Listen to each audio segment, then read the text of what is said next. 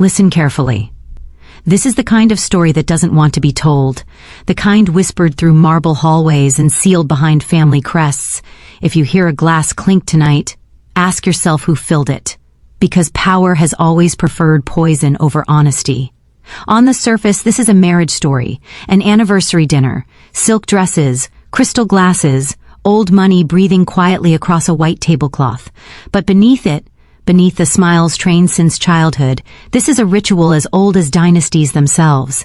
Elimination without blood, control without fingerprints. The ancient art of removing a liability while calling it an accident. Men are taught to look for enemies with knives. The real ones carry napkins. I want you to understand something before we go deeper. What you're about to hear isn't gossip, it's pattern recognition. This isn't about one woman and one man. It's about a system that's been perfected for centuries, where families protect power by sacrificing those who don't belong, where love is conditional, where marriage is a merger, and where dissent is quietly erased. She thought she married a king. That's how it always starts. He wore the uniform well, tailored suit, expensive watch, pedigree accent, the kind of man society teaches you to trust because he looks like success. But real power doesn't announce itself. It tests you, it humiliates you, it waits to see if you'll break or adapt. The restaurant wasn't just exclusive. It was symbolic. A modern coliseum for elite signaling. Every glance a measurement. Every insult a reminder of hierarchy. The mother-in-law wasn't cruel by accident. She was enforcing lineage, letting the outsider know she was tolerated, not accepted. Because in these families, blood is currency, and outsiders are expendable. And the husband? Silent, that's the tell. Silence is consent in elite spaces. Silence is allegiance. When a man won't defend his wife, he's already chosen a side. Not love, not truth. The institution. Here's the part they never teach you. Poisoning isn't about killing the body. It's about reclaiming control, about restoring order, about making sure the wrong person doesn't inherit the wrong future. She went to the restroom to breathe. That's what she told herself. But predators rely on moments like that. Absence, distraction, trust. That's when the hand moves. That's when powder meets glass. That's when centuries of dark tradition slip quietly into champagne. What they didn't account for was awareness. Because once a person sees the machinery behind the curtain, they're no longer prey. And tonight, the ritual would not go as planned. Awareness doesn't arrive like lightning. It creeps in. A feeling in the gut. A silence that's too precise. She didn't see betrayal at first. She felt it. The way the room shifted when she stood. The way eyes followed her back instead of forward. The way her husband's watch tapping suddenly matched his breathing. That's how control systems operate. They train you to doubt instinct and worship appearances. Here's a truth most men never hear. Elite families don't raise sons to love. They raise them to preserve structure. Marriage is leverage. Affection is performance. And when an outsider threatens the internal order, the system responds like an immune reaction. Quiet, surgical, deniable. She wasn't born into their world. That was her crime. While she stood at the mirror adjusting her makeup, she did what survivors always do. She reviewed the data, tone of voice, body language, timing. Years as a forensic accountant had taught her that lies aren't loud, they're efficient. They hide in plain sight and rely on arrogance to survive. The belief that no one is watching closely enough to catch the sleight of hand behind that decorative partition. She watched him do it. Not dramatically, not nervously, calm, practiced. A white powder slipped between fingers like seasoning, a movement so subtle it had probably been rehearsed in imagination long before tonight. That's what should chill you. This wasn't panic, this was premeditation dressed as romance. Ask yourself this: how many men sit across from people who smile at them while calculating their removal? The mother-in-law's cruelty wasn't emotional. It was preparatory. Degradation is step one. Strip the target of credibility. Make them feel small, isolated, unbelieved. That way, if something goes wrong later, the narrative is already written. She was unstable. She drank too much. She never really fit in. That's not coincidence. That's institutional playbook. The sister-in-law's gift wasn't mockery. It was conditioning, an attempt to reshape identity, to erase difference, because difference threatens uniformity, and uniformity protects power. They didn't want her improved, they wanted her compliant. And the husband, remember this, never once checked on her while she was gone. That's another rule of dark systems: absence is permission. But here's where the equation broke. She didn't panic, she didn't confront. Emotion is predictable, and predictability is exploitable. Instead, she did what dangerous people do when they understand the game. She made a quiet adjustment. A switch so simple it exposed the entire structure. Because the greatest vulnerability of any corrupt system is its belief that it's untouchable. And when arrogance drinks from its own glass, history changes. The switch took less than a second. That's what separates victims from initiates. Not strength, not rage, timing, precision, the ability to move without announcing yourself to the room. She returned to the table carrying calm like a weapon, her posture unchanged, her expression obedient enough to avoid suspicion. Power systems don't fear rebellion. They fear competence. Understand this. The most dangerous moment in any dark operation is right after the act. That's when arrogance peaks, when the predator relaxes, when vigilance drops. Her husband leaned back, satisfied. His mother resumed her slow, surgical insults. The sister-in-law smiled too wide. They believed the outcome was already sealed. They raised their glasses. This is where myth and history collide. Poison has always been the language of elites because it leaves no heroics behind.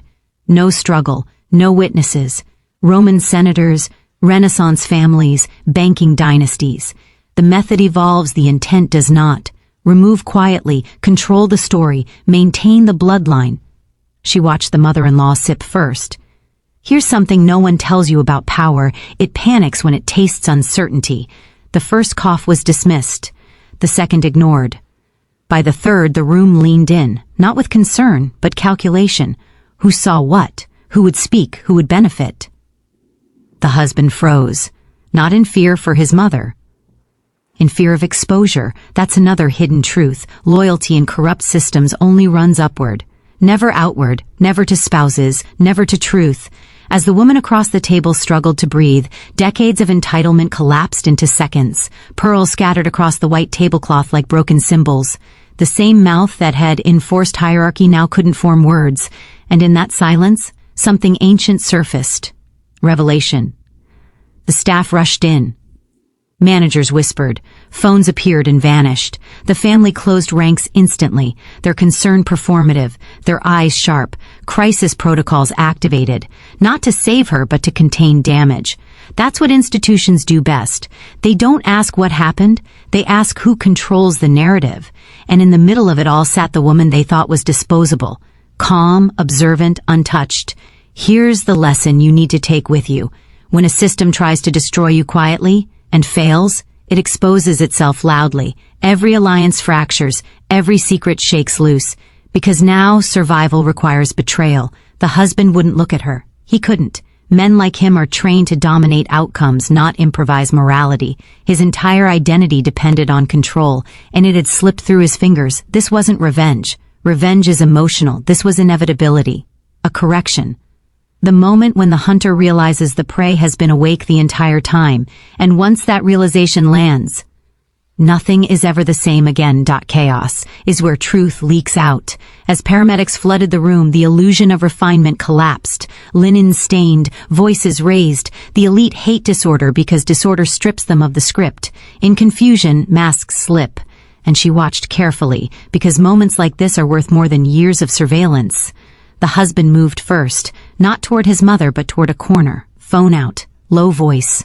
That call wasn't about grief, it was about containment, lawyers, doctors who knew how to keep quiet, friends in high places who specialized in smoothing edges and burying timelines.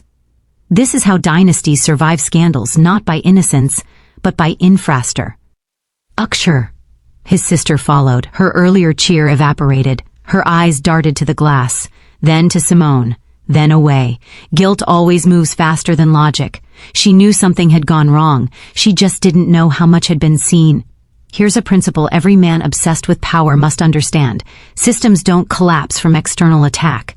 They collapse from internal panic.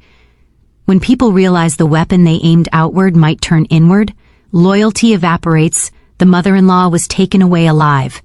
Barely. And that detail matters. Because death ends questions. Survival invites them. Back at the table, Simone finally spoke. Not loudly, not emotionally. Calm authority cuts deeper than accusation. She asked one question, soft enough to sound harmless, sharp enough to land. "Marcus, what was in my glass?" Silence is a confession when spoken by the guilty. He laughed, too fast, too rehearsed, and in that moment she saw it clearly. He wasn't a mastermind. He was an instrument. A man raised inside a machine that taught him obedience to legacy over conscience. He believed he was acting for the family, for the name, for preservation. That's how corruption perpetuates itself, through men who think they're protecting something sacred. Halfway down this descent, I need you to do something, not for the algorithm, but for yourself. If you understand what's happening here, if you see how power really works behind closed doors, comment this phrase twice. I see the pattern. I see the pattern. Because once a man can name the pattern, he can no longer be controlled by it. That night didn't end at the restaurant. It fractured into interrogations, hospital rooms, whispered threats, and sudden kindness that arrived far too late. The family tried to reassert dominance with subtle pressure, suggestions, warnings, offers. That's another tactic. Buy silence before it turns into testimony. But they underestimated one thing. She wasn't driven by emotion. She was driven by evidence, and evidence is the only language institutions fear more than violence. Because evidence doesn't care about pedigree, it doesn't respect legacy, and once it's released, it doesn't belong to anyone anymore. The descent was no longer hers alone, it was theirs. When power realizes it can't erase you, it tries to recruit you. That's the phase most people misunderstand. They expect threats, intimidation, rage. But the real danger arrives dressed as reconciliation, apologies that never quite admit guilt, offers framed as generosity, a sudden willingness to start fresh. This is how corrupted systems attempt to neutralize exposure. By absorbing it, Marcus changed overnight. He cried. Men like him are trained to weaponize vulnerability when dominance fails. He spoke about stress, about expectations, about his mother's influence. He framed himself as a victim of legacy, not an agent of it. That narrative works on people who crave harmony. It fails on those who track behavior.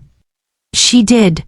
While he begged for forgiveness, she audited the marriage the way she audited corporations, accounts, emails, shell companies, family trusts that hadn't moved in decades suddenly shifting funds, medical records quietly altered, a private physician on retainer, non-disclosure agreement signed years before she ever entered the family. This wasn't an isolated incident, it was infrastructure. Here's the forbidden truth. Institutions don't commit crimes. They create environments where crimes are normalized and outsourced. No single hand holds the blade. Everyone just plays their part. She found the contingency plans. If she died, the assets reverted cleanly. No investigation, no probate complications. A grieving husband with a spotless public image. The system had already rehearsed her absence. That realization changes a person at a cellular level. Because now the question isn't, why did this happen? It's how many times has this worked before?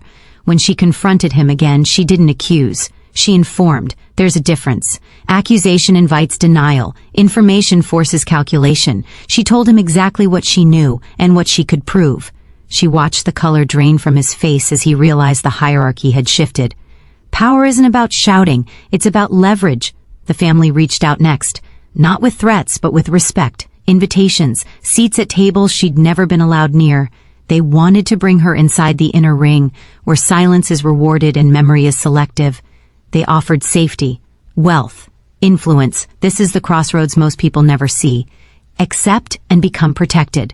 Decline and become dangerous. She declined because once you see the machinery, you understand the price of participation. You don't get to be clean again. You don't get to be yourself. You become a function of the system. Instead, she did something far more destabilizing. She prepared to expose. And exposure doesn't destroy power immediately. It destabilizes it, forces mistakes, turns allies into liabilities, makes every room feel unsafe. From that moment on, the dynasty wasn't hunting her. It was watching itself. Exposure doesn't arrive like an explosion. It arrives like a slow leak that no one can locate. She didn't go to the police first. That would have been naive. Institutions protect themselves before they protect truth. Instead, she mapped the ecosystem. journalists with grudges, regulators sidelined by politics, doctors who'd signed too many quiet reports. Money always leaves fingerprints, you just have to know where to dust. And she did. What followed wasn't a single revelation but a sequence, a drip feed, each release small enough to be deniable, but cumulative enough to become undeniable. A physician's license questioned, a trust audited, a nonprofit suddenly under scrutiny. Power hates prolonged attention more than sudden scandal. Here's the psychological angle most men miss when elites feel watch. They fracture. Paranoia replaces coordination. Old alliances crack under suspicion. Everyone starts protecting themselves, which means no one is protecting the whole. Marcus stopped sleeping. His calls went unanswered. The family dinners ended. His mother recovered, but not fully. Illness has a way of humbling those who believe themselves untouchable, and in her recovery came fear. Fear invites confession, even if only in fragments. She never had to publish the worst evidence. The threat of it was enough. That's another hidden rule. The most powerful weapon is the one you don't fire. Knowledge once revealed loses leverage. Held, it reshapes behavior. She became the silent center of their calculations. Every move now had to account for her existence. The marriage dissolved quietly. No courtroom drama, no public accusations, settlements signed with shaking hands. He walked away with his name intact, but his future hollowed out. In elite systems, being cut off is worse than being exposed. It's social death. And her? She didn't become famous. She didn't monetize the story. That would have been predictable. Instead, she disappeared from their world entirely. Built a life where her value wasn't negotiated at a table designed to belittle her. This is where myth completes its arc. In ancient stories, the initiate descends, survives, and returns changed, but never the same. Not softer, sharper, calibrated, immune to illusion. If you're still listening, understand why this story matters to you, because the mechanisms used against her are used everywhere. Corporations, governments, families, marriages, control disguised as care, loyalty demanded without protection, silence enforced through comfort. Once you recognize the pattern, you stop seeking approval from systems that would discard you without hesitation. That's the real awakening. And it comes with a cost, because once you see clearly, you can never go back to sleep. Which brings us to the final descent there's a reason stories like this are never taught straight. They're diluted, gender-swapped, turned into gossip, because if men understood how often power tries to erase the inconvenient, quietly, politely, efficiently, they'd stop trusting appearances. Here's the final truth they don't want you to sit with. Evil rarely looks like hatred. It looks like etiquette. It wears tailored suits and speaks in measured tones. It hosts anniversaries and clinks glasses. And when it decides you're no longer useful, it doesn't rage, it plans. What happened that night wasn't an anomaly. It was a stress test. The system assumed she would be weak, emotional, grateful for proximity to status. It assumed she would never imagine betrayal dressed as romance. That assumption is the foundation of most institutional violence, and it failed. Not because she was louder, not because she was crueler, but because she saw clearly and acted decisively. That's the lesson meant for you. Men are taught to dominate environments. Very few are taught to read them, to notice who benefits from silence, who avoids eye contact when truth enters the room, who calls lawyers before calling family. These are not moral failures. They are signals. Once you train yourself to see them, the world changes. You stop mistaking confidence for competence. You stop confusing pedigree with integrity. You stop offering loyalty to systems that would poison you to preserve their image. This knowledge is dangerous because it removes you from the herd. It makes you unpredictable. And power hates unpredictability more than rebellion. That's why most people will hear this story and dismiss it as entertainment. But you didn't. You stayed to the end because part of you already knew the rules were rigged. That beneath every polished institution is a mechanism designed to protect itself, not you, and now you know something else. Survival in these systems doesn't come from playing fair. It comes from seeing the board before the first move is made. The glass, the silence, the switch. Remember them. Because one day, in a room where everyone seems friendly, you'll feel that same shift in the air. And when you do, you won't panic. You'll adapt. And that's how men who understand power stay alive. Not just in body, but in identity. Once you've heard this, you're no longer harmless.